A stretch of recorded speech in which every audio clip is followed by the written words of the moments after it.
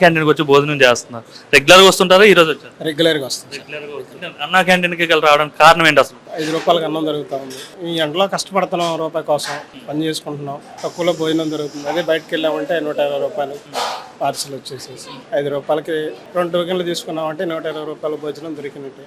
పగలంతా ఎండలో తిరుగుతూ ఉంటాం కాబట్టి 120 రూపాయలు పోయాయంటే మనసుకు బాధే ఉంటుంది. కాబట్టి క్యాంటీన్కి వచ్చి తీసుకోండి, చాలా హ్యాపీగా ఉంది. భోజనం కూడా బాగానే ఉంటుందా భోజనం ఇక్కడ? సూపర్ ఉంటుంది. ఏం చెప్తారు? చంద్రబాబు నాయుడుకి ప్రతి పేదవాడి కోసం ఈ పథకం పెట్టారు కదా, అన్నా క్యాంటీన్ అనే పథకాన్ని తీసుకొచ్చారు. ఆయనే తీసుకొచ్చాడు మన రాష్ట్రంలో. సో ముఖ్యంగా ఆయన కోసం ఏం చెప్తారు? థ్యాంక్ యూ చంద్రబాబు గారు. మీరు ఈ పథకం పెట్టడం వల్ల మాలాంటి వాళ్ళు చాలామంది బ్రతుకుతూ ఉన్నారు. ఎందుకంటే అన్నం పెట్టడం అన్నపూర్ణతో సమానం. ఏమి ఇచ్చినా అయిపోయినా అన్నం పెట్టమని చెప్పేసి అని అంటారు. చాలా థ్యాంక్ యూ అండి చంద్రబాబు నాయుడు గారు. మీకు ముఖ్యంగా మాలాంటి పని చేసుకునే వాళ్ళకి క్యాంటీన్ వల్ల చాలా ఉపయోగమే అంటారు మీరు? చాలా అండి. చాలా మంది వచ్చి తింటున్నారు. ఉదయం పూట టిఫిన్ చేస్తాం, మధ్యాహ్నం అన్నం తింటాం, సాయంత్రం అన్నం తింటాం. ఏదో మేము బయట తిన్నాం అనుకోండి, డబ్బులు ఎక్కువైపోతాయి.